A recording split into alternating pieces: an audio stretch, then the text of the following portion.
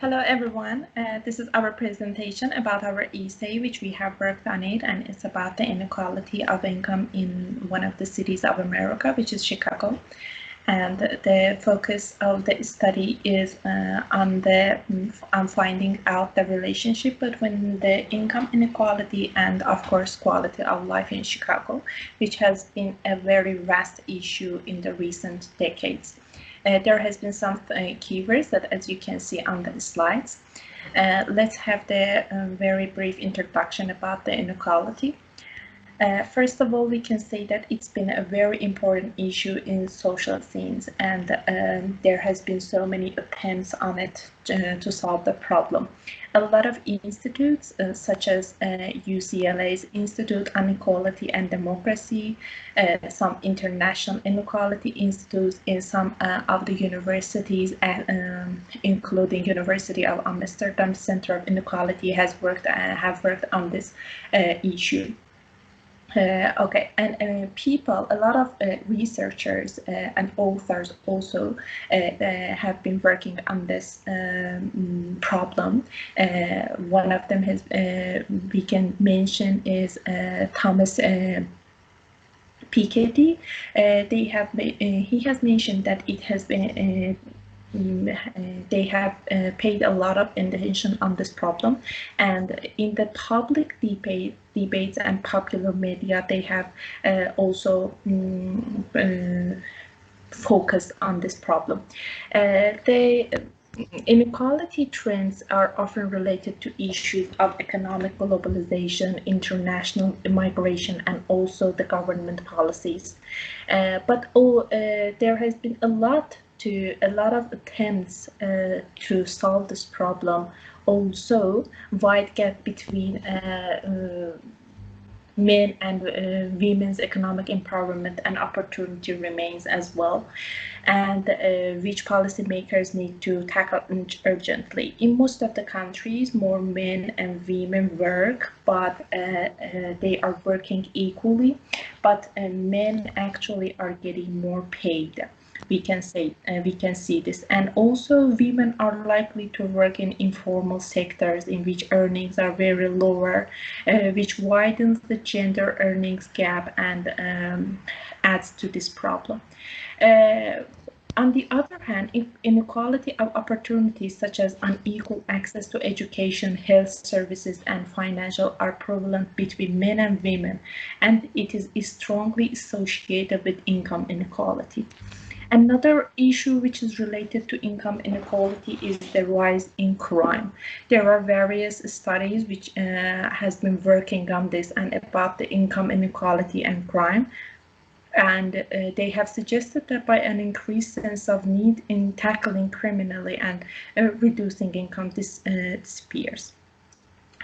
On the other hand, the probable most important problem which people are now struggling with is single parenthooding.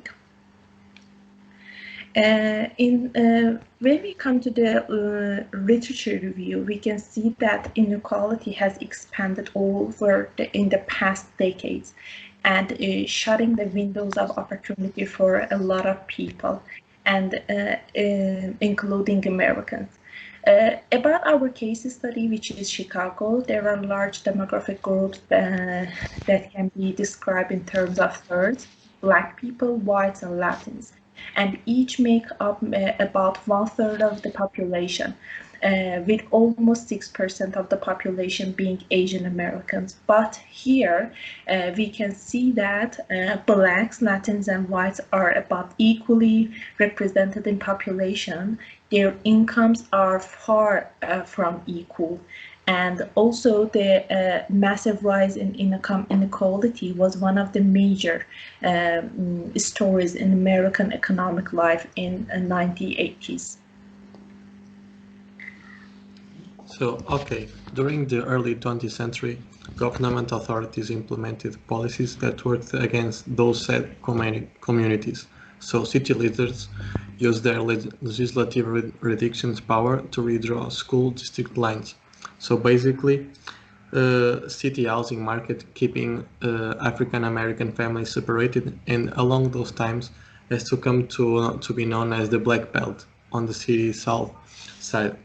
So inequality has expanded over the past decade, shutting the windows of opportunities for millions of Americans. In urban centers, this growing inequality has manifested through gentrification and still continues to concentrate poverty in communities of color. So we chose Chicago for this case of study, so is often recognized as one of the most segregated cities in the United States. That is the result of decades of policies that had isolated communities of color. So the increasingly large black population in Chicago caused difficulties for many blacks to find the jobs and to find decent places to live. At the same time that colored people moved from south in the Great Migration, Chicago was still receiving thousands of immigrants from southern and eastern Europe.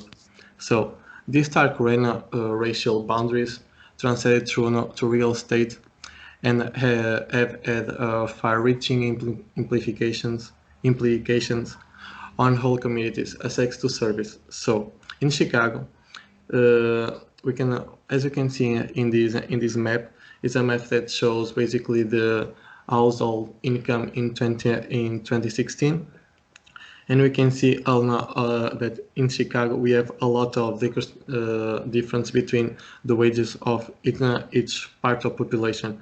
And as Ada told before, Chicago is separated by three thirds. As you can see, blacks, whites, and Latinos.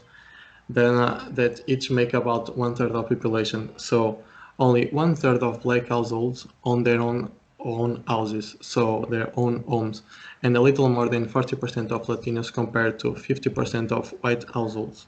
So over half of black, 51%, and Latinos 58 homeowners as cost per earn compared to with 36% of white homeowners.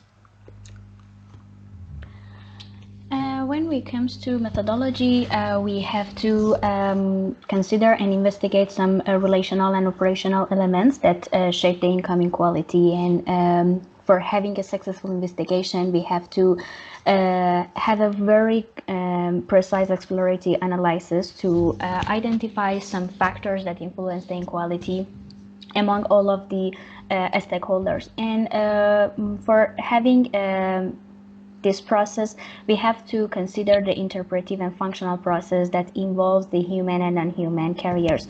And we will use the qualitative and quantitative approaches. And for having these approaches, we have to work on different tools, for instance, the survey research, document analysis, or secondary data and participatory action research. And for the methods of the data collection, we consider three different objectives, for instance, household income and tax payments when we were working on them, or we will work on them in the future. They're going to be a quantitative method with considering the Chicago Research Data Center, and for the investigation of quality of life, the method will be the qualitative method with survey research and document analysis. And the tools that we can consider is the review and the literature of lifestyle in Chicago. For the collecting data, we have to at first investigate the various aspects of the inequality, its types and income inequality. And for having a qualitative approach, we will use the Likert scale with continuum of possible responses with 5 items, very low, low, approximately high, and very high. And here we will have different kinds of questions. For instance, the questions that are related to income inequality. For instance, I believe that income quality will affect my personality in the future, or we can consider the some relationships between the income inequality in Chicago and Europeans. Countries and etc. For the rest of the analysis, we will use the Mitchell-Landford approach. When we will use this approach because the precise number of people age between 25 to 30 years are not available. And we will have some focus group discussions, and we will request citizen participation through participation program, and they have to, if they want to participate in our survey, they have to give us some permission in for instance, in a written paper, in a written letter. And we will have explain the procedure of interview clearly in talking and in written version. And we will have different groups, because as we mentioned, we have to work on focus group between 6 and 15 groups with 10 interviews. And also we will use some questions relevant to the personal data, for instance, the age and the occupation of the people who want to participate in our questionnaire. And questions relevant to the issue, as I mentioned before, for instance, the relationship between the income inequality in different countries. And we will use the snowball and convenience method in the interview. And if I want to talk about what are them exactly, the convenience sampling is a type of non-probabilistic sampling method, and the snowball is an easy sample of convenience. And when we are, we don't have a precise number of people, and we cannot consider all of the people, we can use these approaches, these methods. For instance, a researcher is a professor, so he or she can use and can ask for filling the survey and have some interview with his or her students, or can use and can have a talking with people who are in the street and etc. So the people who want to be in our questionnaire can be citizens, academics, students, and etc. And after all of the collecting data, we will use the SPSS software because of the qualitative and quantitative data that we are going to collect. And based on the title and the issue that we will work on it, this research can be a short-term research. For instance, we can consider for revising literature just 2 months, a theoretical framework 2 months, and for a case study and analyzing can be each of them 3 months, and for the policies, recommendation, and conclusion, and etc. can be for 2 months. And here you can see the formula of Mitchell-Lanford approach. And E is the represent the sampling error, and the N is the sample size that we consider 277, and E is the rate of error that can happen in the process of the project, and most of the time is 3% or less than it, but we will consider here just 3%. And as you can see, we try to fill some aspects in the some numbers in the formula for having some simple result for the for this step. And as I mentioned, P is the some rate of chance, and we can consider is as just 50% in the all of the process that we are gonna do. And here is our our references, and thank you so much for your attention.